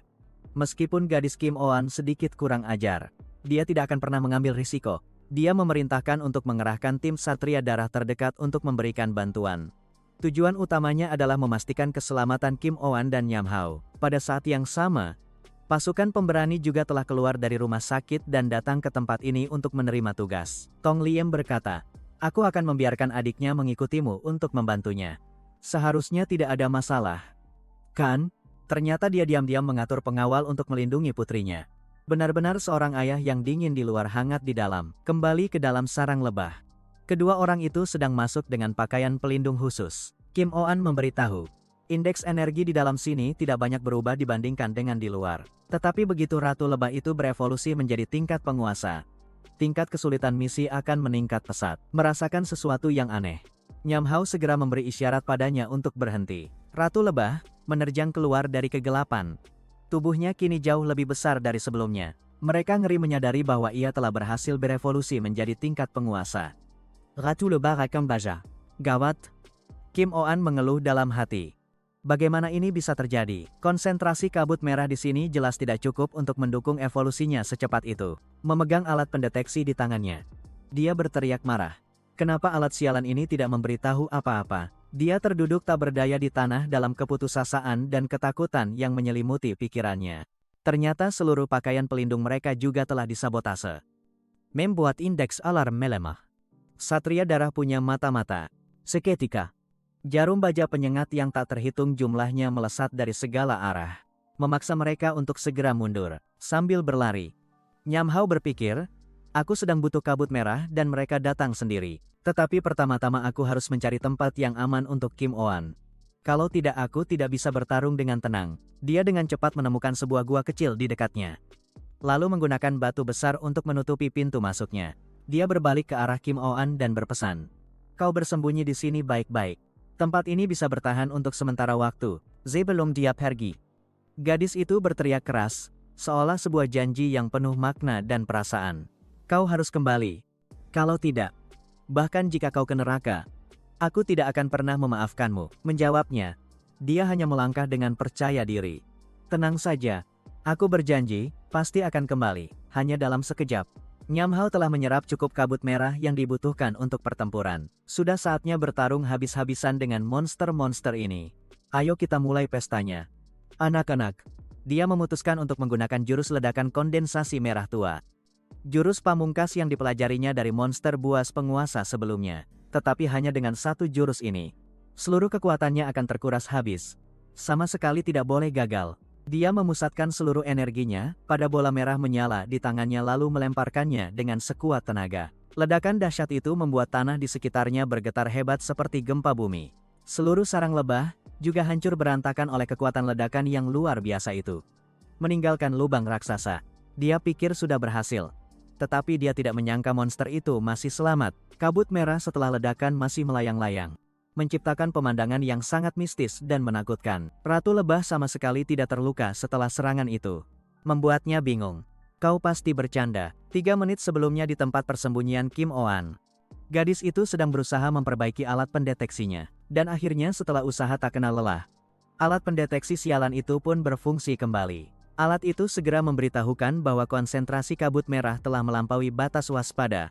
2 kali lebih tinggi dari biasanya. Sebuah gempa bumi tiba-tiba terjadi, membuat gadis itu ketakutan dan cemas. Melihat lubang raksasa di langit-langit gua, dia berpikir, mungkinkah itu ledakan yang disebabkan oleh Nyam Hao? Namun ledakan itu justru membuat konsentrasi kabut merah di dalam gua semakin pekat. Lebah-lebah pengintai tingkat rendah pun telah berevolusi menjadi tingkat anjing pemburu yang ganas dan berbahaya.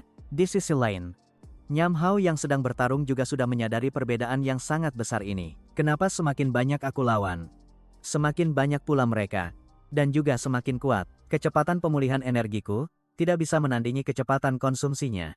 Kalau begini terus aku bisa celaka. Kim Oh-an juga dengan cepat menyadari keanehan yang terjadi padanya saat ini. Dia menemukan bahwa di lengan Nyam Hao telah muncul gejala-gejala erosi kabut. Konsentrasi kabut merah semakin meningkat. Jika terus begini, dia pasti akan kehilangan kendali. Dia segera menggunakan kemampuan khususnya. Sebuah bola angin khusus diciptakan. Tujuan dari bola angin ini adalah untuk meniup seluruh lapisan kabut merah yang melilitnya. Tornado kecil itu berhasil mengusir lapisan kabut merah yang menyelimuti tubuh Nyam Hao. Tindakan ini membuat Nyam Hao mengumpat dalam hati. Rekan setim macam apa ini? Bagaimana aku bisa pulih? Kawanan lebah dengan membabi buta menembakkan jarum-jarum beracun ke arahnya dengan sangat rapat. Dia hanya bisa menggunakan tangannya untuk menangkis serangan-serangan itu. Tetapi mereka memiliki efek khusus. Jarum-jarum ini membawa efek kelumpuhan yang sangat mengganggu dan terus-menerus. Pada saat yang sama, kawanan lebah lain diam-diam menyerang dari belakang. Situasi yang sangat genting. Tiba-tiba, seorang pria asing melompat dan menggunakan tubuhnya sendiri untuk menangkis serangan. Itu adalah wakil komandan Lam Dongqi, seorang prajurit yang sangat kuat dan dapat diandalkan. Dia mengingatkan, pertempuran belum berakhir. Cepat fokus. Kawanan lebah lain sekali lagi mengepung mereka, membentuk lingkaran tanpa jalan keluar. Tetapi dalam sekejap, mereka semua telah ditembak jatuh tanpa ampun oleh peluru-peluru ungu. Dan yang menembak tidak lain adalah Kapten Tong Ni. seorang prajurit sistem petir tingkat C. Ternyata, setelah menerima perintah bantuan, dia segera bergegas ke sini untuk menyelamatkan. Dia tidak ragu sedikit pun. Segera memerintahkan seluruh tim untuk menyerang musuh secara total. Semua anggota tim dengan cepat bergabung dalam pertempuran sengit ini. Mereka menggunakan penyembur api dan senjata berat lainnya untuk membakar lebah-lebah itu. Nyam Hao dan Wakil Komandan Dung Chi diperintahkan untuk mundur ke belakang untuk beristirahat dan memulihkan diri. Saat itu Yuha, Ratu Lebah sekali lagi menyerang mereka secara tiba-tiba. Namun serangan diam-diam itu berhasil dihentikan oleh Kapten Tong Ni dengan sebuah peluru petir.